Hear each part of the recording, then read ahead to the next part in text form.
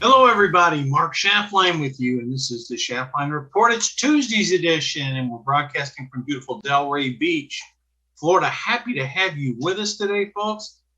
We've got a lot to talk about here. Let's sort of start with this. We had a couple pro football games over the weekend. One was a complete dud with the injury of Brock Purdy in the 49er Eagle game. The second game was really exciting. Went all the way down to the end. Should have gone into overtime. But we've got a Kansas City, Philadelphia Super Bowl coming up. We'll talk more about that later. So I hope everybody enjoyed that over the weekend. Question we have here today is this. We're getting a lot of data coming out now. Where exactly is the economy right now as we head into Federal Decision Day? Now, that's right.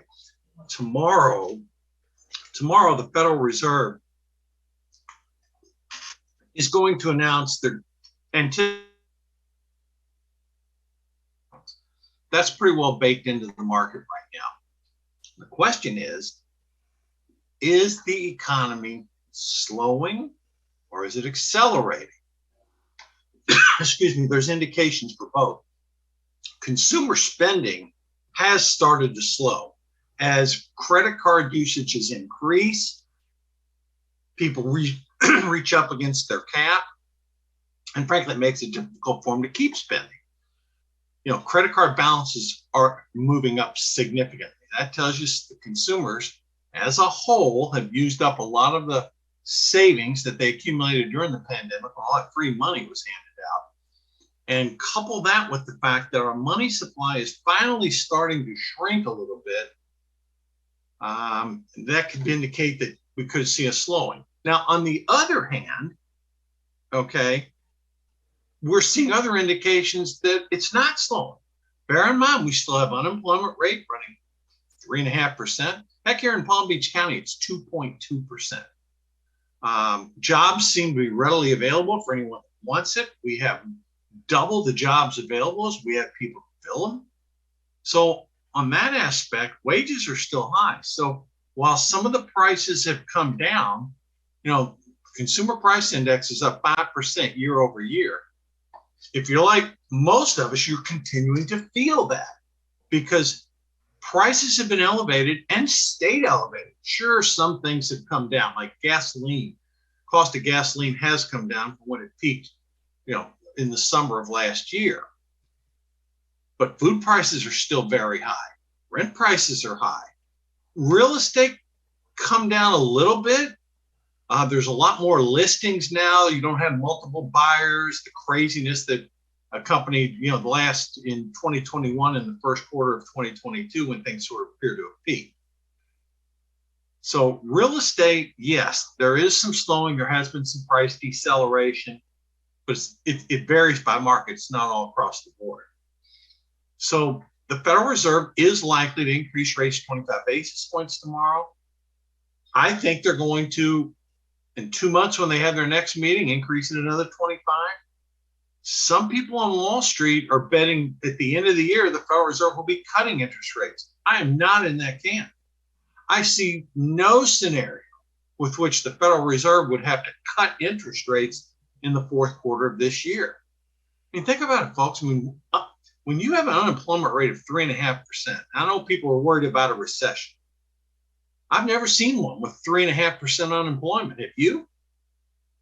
And I'm not seeing any indication the unemployment number is going to go up. I know some people are saying, well, we're going to have a soft landing recession. It's going to be mild. Maybe they're right. Other people are saying there's no way we're going to avoid a hard landing. And then, of course, we've got, the debt ceiling debate going on in Washington, D.C. We'll get to that in a minute.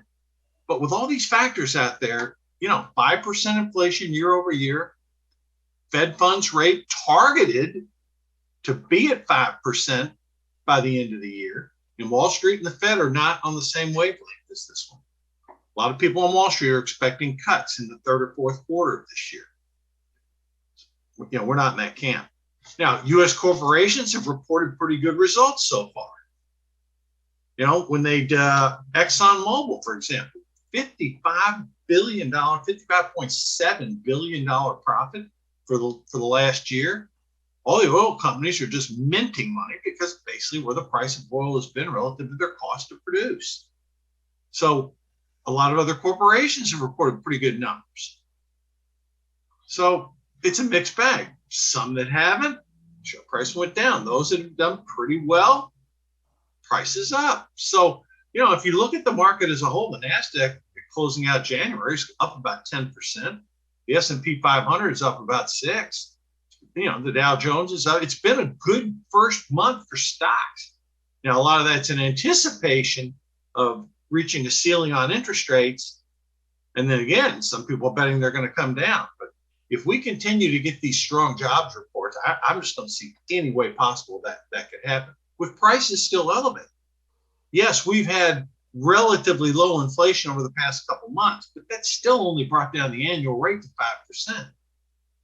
And again, like most of you, prices are still high. You go out and shop and buy stuff in a grocery, it's costly. Everything. People that want to rent homes, it's costly. So things that really impact consumers are feeling it. But again, you look, airline traffic is busy, restaurants packed to the gill, hotels doing well. So people are traveling, they're going out to eat. I can attest to that, folks. Seriously, here in Palm Beach County, you can't even get a table at a restaurant. It's impossible. So certain parts of the country are doing really well, other parts aren't.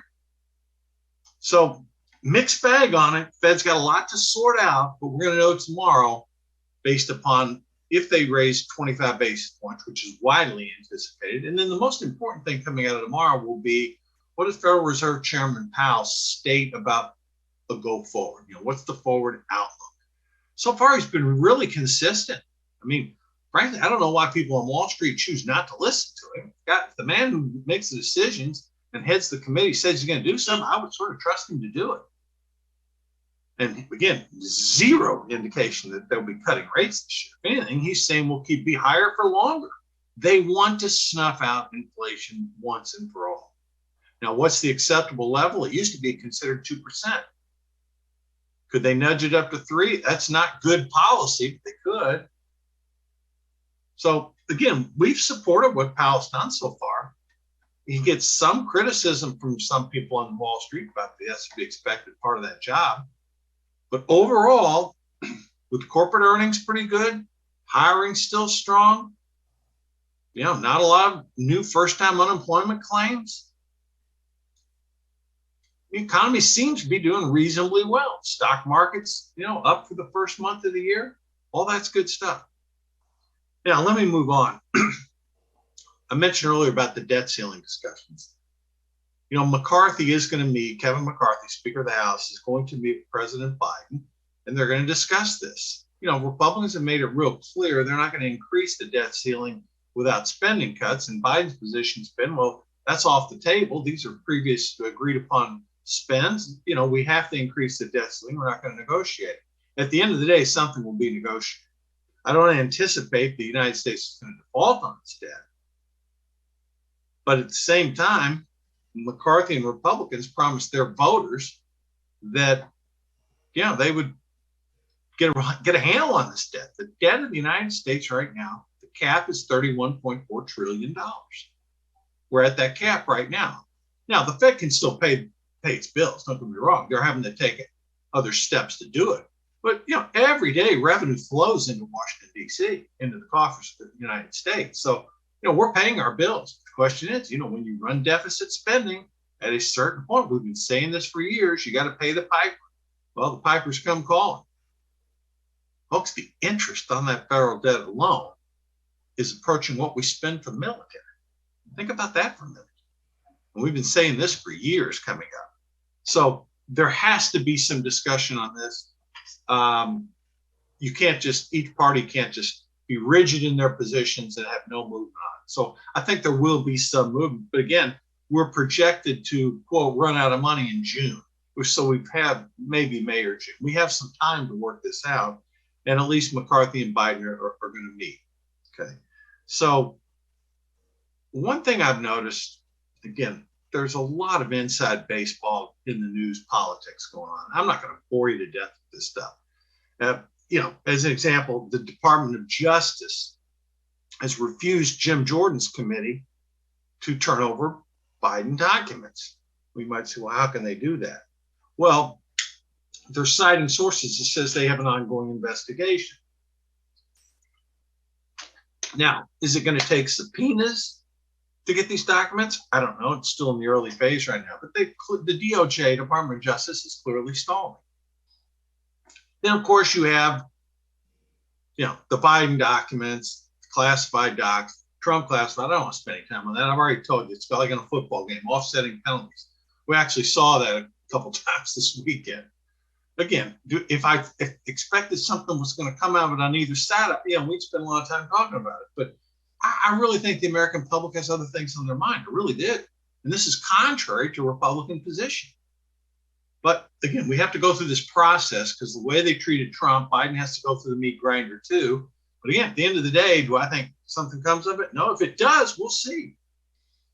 Now, Biden has held off making a presidential announcements. He's likely to do that in the coming weeks. Could something come up to change his mind? Maybe, but all indications are he's planning on running. So he will have this hanging going to run.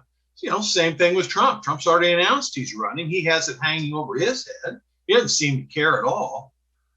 Not only that, Georgia prosecutors have given him pretty much a heads up, saying, hey, Trump orbit, there's going to be criminal prosecutions coming out of these, election charges of manipulation in Georgia.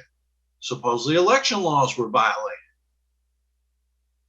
Atlanta, Fulton County, criminal prosecutor taking a look at this. There are expectations there could be charges filed by that local prosecutor. Now, this is not a federal prosecution. It is a state prosecution. So we have to follow that. So, a lot of people are burying Trump right now. So, he's got this thing in Atlanta hanging over him. He's got, the election deniers, all his people lost. He's got this issue with Stormy Daniels resurfacing. That's being investigated. All that's true. He's embroiled in a lot of investigations right now. Having said that, he's the only Republican officially in the race right now, and he still sits at the top of the poll. So a lot of people are saying, well, we got a lot of other good candidates. Fine. There's time. But we'll have to keep a close eye on that and see where it goes. Trump had a rally this past weekend up in South Carolina, and he was pounding Ron DeSantis, his perceived main rival. Well, I think that perception may be right, but again, DeSantis hasn't even announced he's running. He's not likely to do so until Florida legislature concludes its business later this year. You've had Mike Pompeo out. He's selling his book, very well-written book, by the way.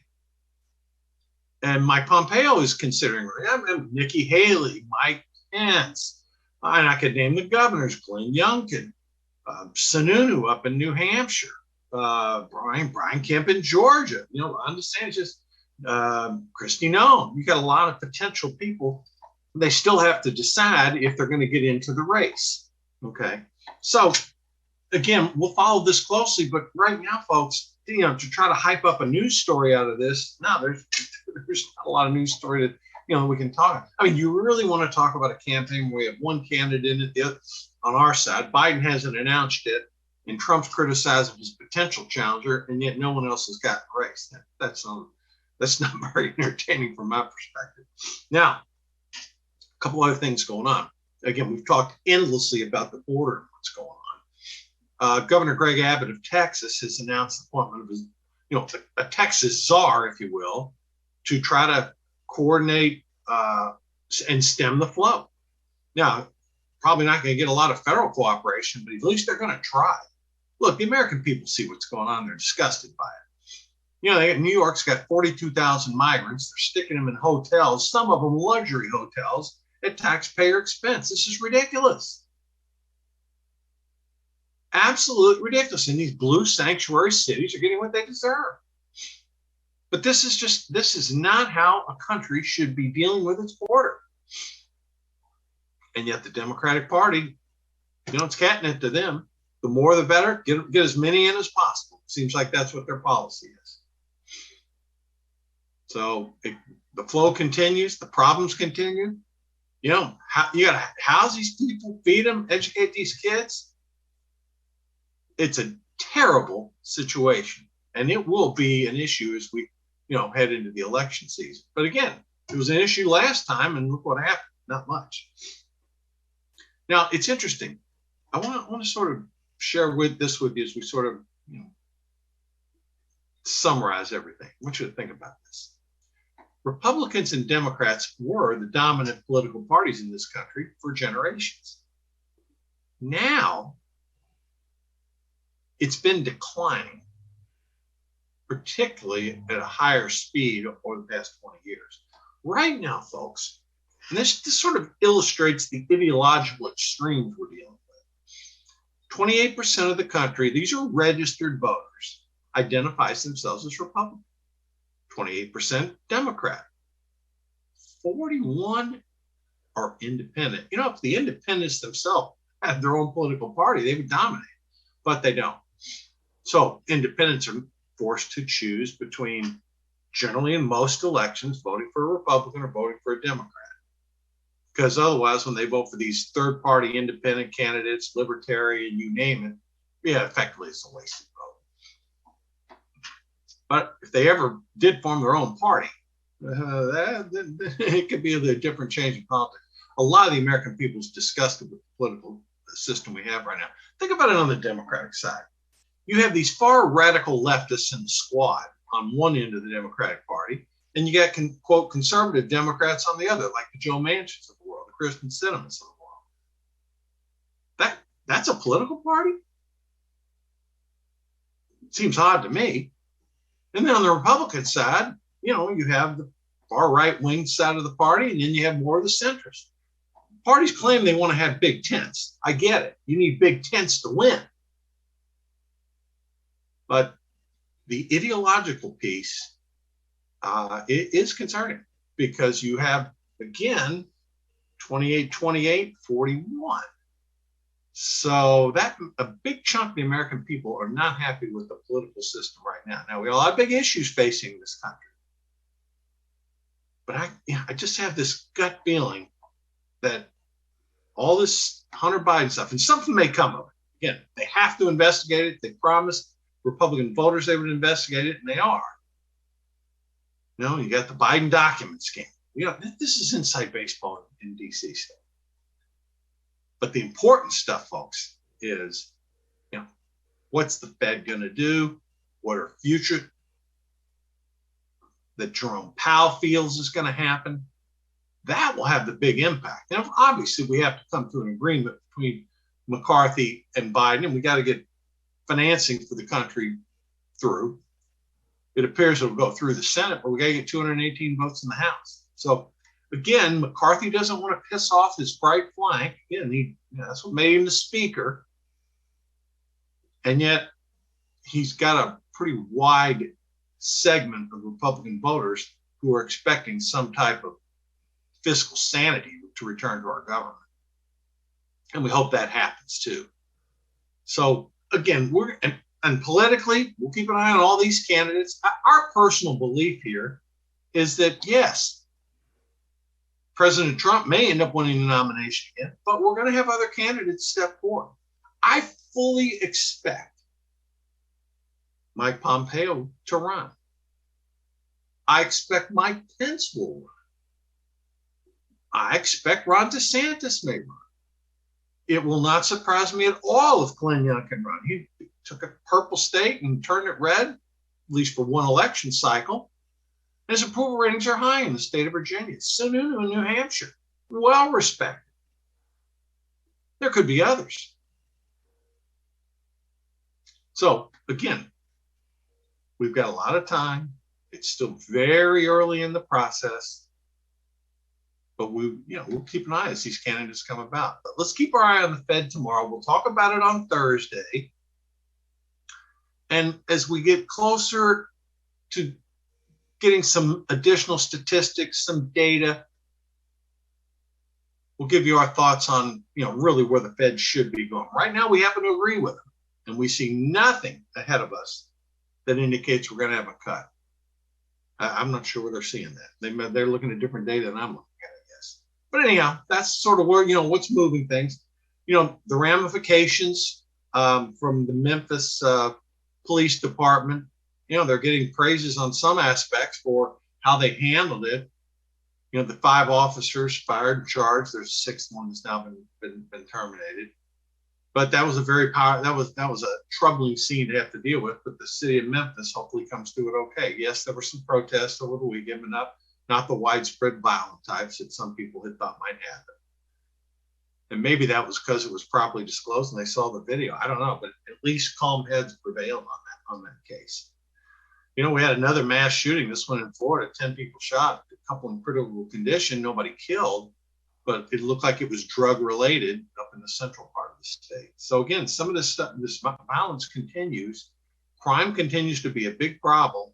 And I think that's going to be another key issue because, a place like Memphis is short 500 police officers. And I don't think this last incident is going to help recruiting any. So, it is an issue. It's going to be an issue. And how people react to it will go a long way toward determining it. A lot of people are saying, the heck with it, I'm moving out of these areas. And folks, they're moving to Florida and they're moving to Texas. Demographics show people moving out of the north, and it's not even debatable anymore. So we will be back on Thursday, traveling tomorrow. We'll be live in studio on Thursday. So thanks for viewing. Thanks for listening today. We'll give you more football analysis as we get closer to the game. But again, congratulations to the Philadelphia Eagles and the Kansas City Chiefs, 2 number 1 seeds, both worthy winners of their respective conferences. Okay, that's it for today, folks. See you on Thursday. Have a good one.